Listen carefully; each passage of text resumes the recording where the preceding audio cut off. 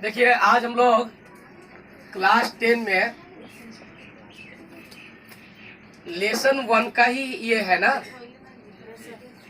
Lesson 1 में the best for living, उसी में ग्रामर के सिलसिले में जब हम पढ़ रहे थे तो एक चीज हमें मिला था,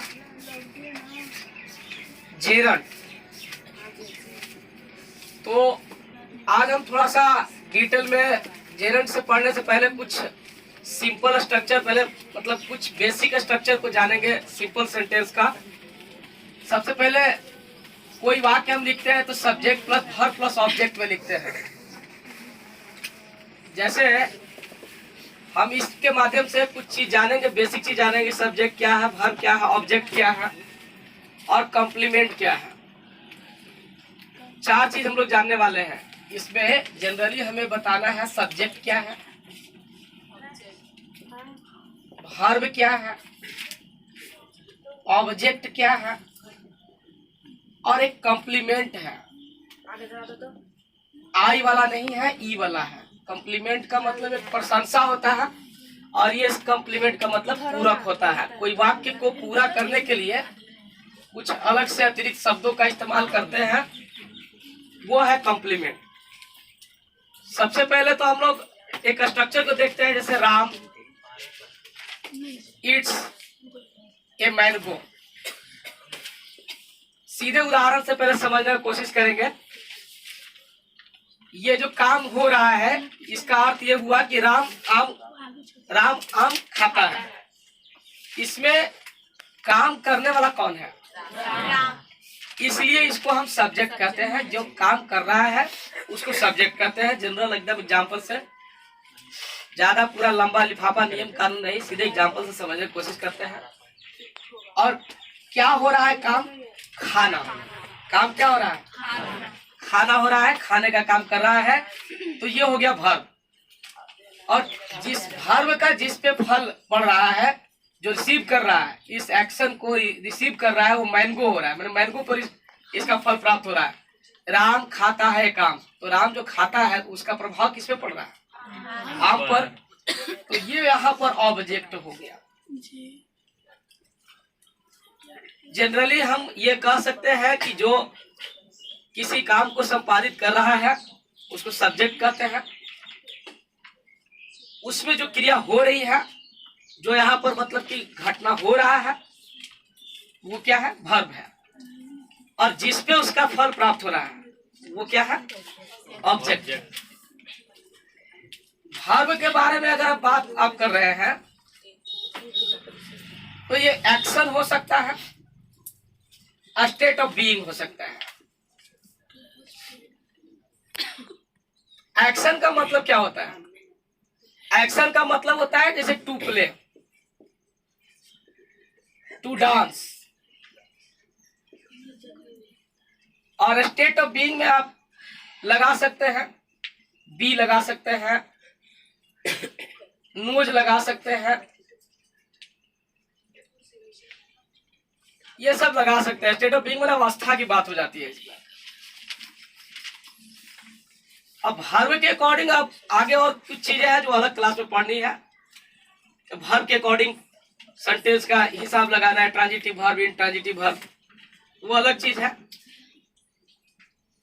अब थोड़ा सा ऑब्जेक्ट के बारे में भी समझ लेते हैं। ऑब्जेक्ट क्या है?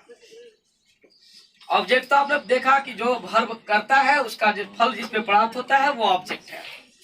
ऑब्जेक्ट में भी 2 तरह का होता है। एक डायरेक्ट ऑब्जेक्ट होता है और एक होता है indirect object.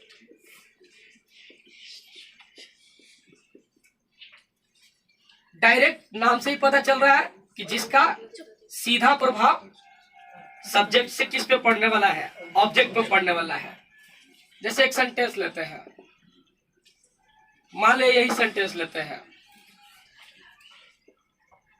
Ram it's a mango. तो इसमें जो इसका फल पड़ रहा है वो किस पे पड़ रहा है? मैंगो पे पड़ रहा है। राम जो कर रहा है काम वो सीधे के सीधे प्रभाव किस पे पड़ रहा है? मैंगो पे पड़ रहा है। यहाँ पर एक डायरेक्ट ऑब्जेक्ट हो गया। लेकिन एक एग्जाम्पल और लेके देखते हैं।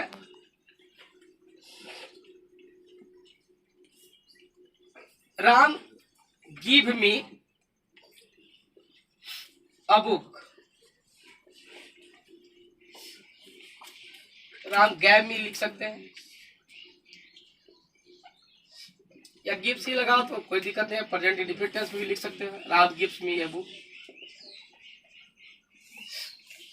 राम मुझे एक किताब देता है। यहाँ पर हम देख क्या रहे हैं कि राम पहले मुझे देता है, क्या देता है, एक किताब देता है। तो इस तरह के सेंटेंस में हमने देखा क्या, दो ठो ऑब्जेक्ट दिख रहा। पहले तो वो मुझे दिया और बाद में पता चल रहा है क्या दिया, किताब दिया। तो यहाँ पर ये जो बच्चा मी जो है ना, वो डायरेक्ट ऑब्जेक्ट है। क्या है, लेकिन ये जो अ बुक जो दिखा है वो क्या है, इन डायरेक्ट ऑब्जेक्ट है। तो हम लोग समझ रहे हैं कि वर्ब क्या है, ऑब्जेक्ट क्या है, यहां तक समझ गए। कुछ और उदाहरणों से अभी देखेंगे और इसके बाद हम अभी समझेंगे कॉम्प्लीमेंट के बारे में। रोको वीडियो, अल्लाह नहीं होगा। देखिए, जैसा कि हमने भी बात किया basic structure of simple sentence में कि सब्जेक्ट क्या है, वर्ब क्या है, ऑब्जेक्ट क्या है। अभी कॉम्प्लीमेंट हम बताने वाले हैं। तो सब्जेक्ट के मतलब मैंने बता दिया कि जो सीधे शब्द में जो काम करने वाला है, जैसे राम, श्याम, है ना, जो अगर किसी क्रिया को संपादित कर रहा है किसी सेंटेंस में, वो सब्जेक्ट है।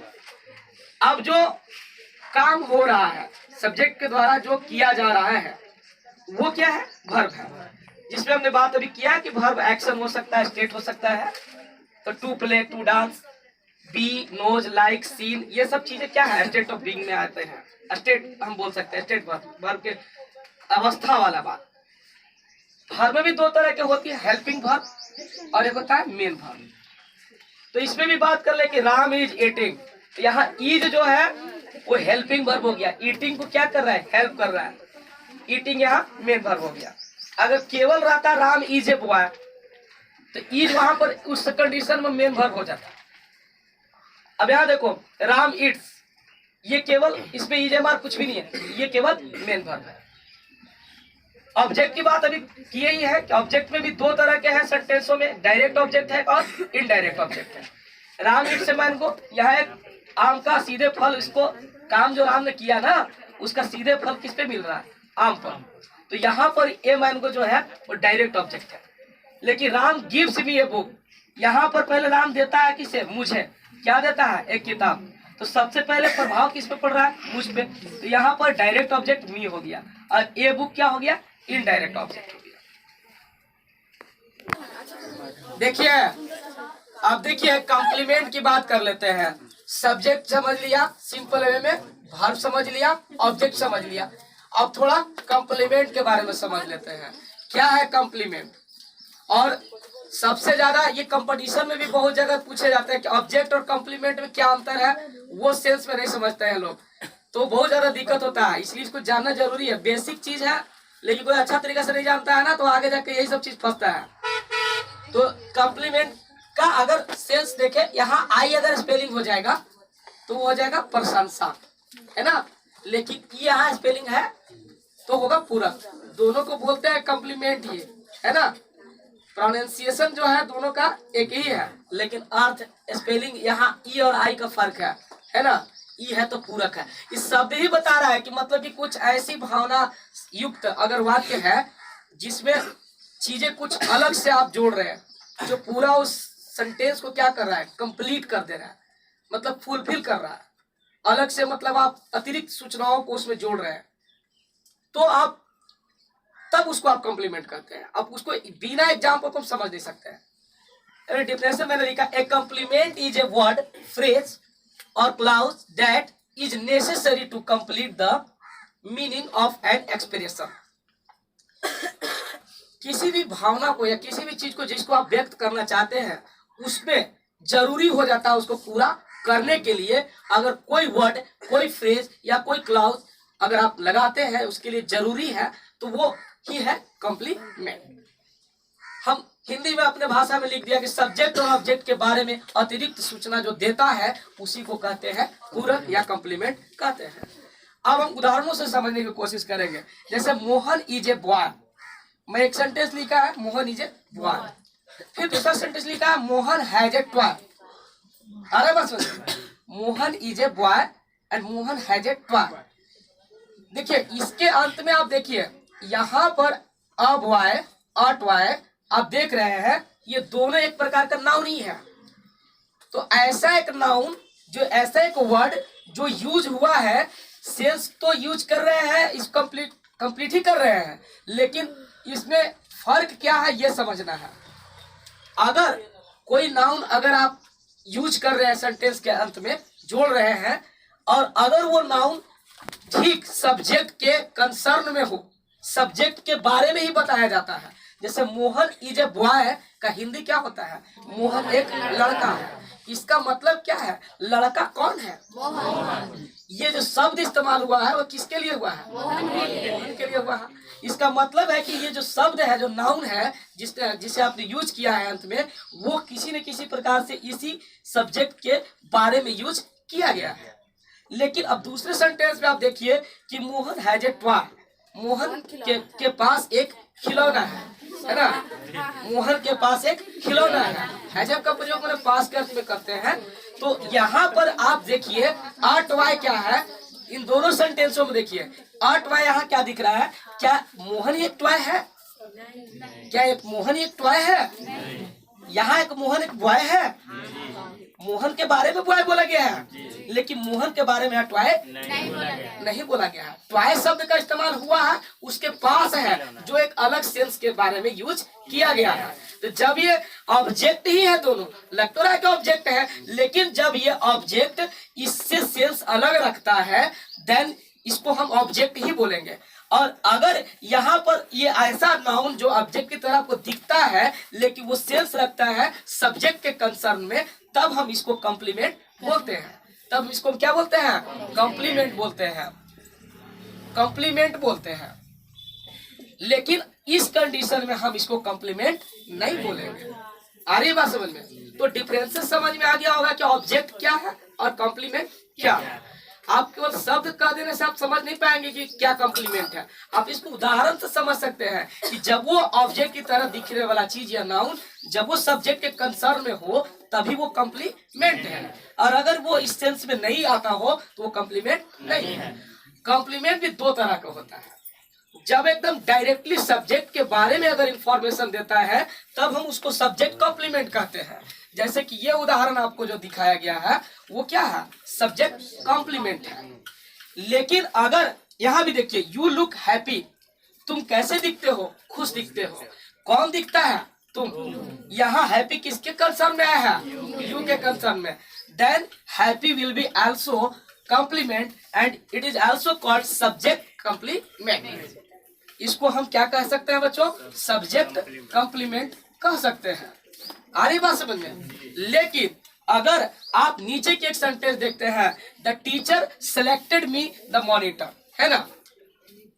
The teacher selected me the monitor, है ना? या ए मॉनिटर भी कह सकते हैं। मॉनिटर मॉनिटर मतलब कि कक्षा का प्रधान, है ना? या Mohan invited me chief guest, है ना? Mohan invited me chief guest. दूसरा एग्जांपल भी ले सकते हैं। तो यहाँ पर आप बात देख रहे हैं कि यहाँ मी क्या है? एक ऑब्जेक्ट है। टीचर ने किसे सिलेक्ट किया है? मुझे सिलेक्ट किया है।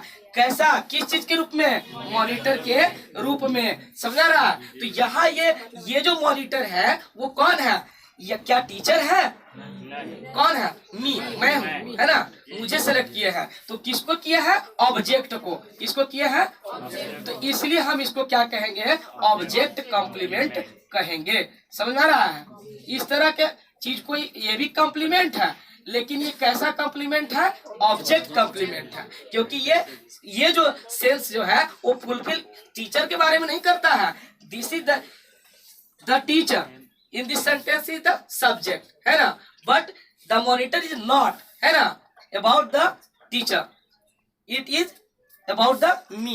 मतलब कि अबाउट मतलब कहने का मतलब है कि मी के बारे में आया है, ऑब्जेक्ट के बारे में आया है, इसलिए हम इसको क्या कहेंगे, ऑब्जेक्ट कॉम्प्लीमेंट, है ना।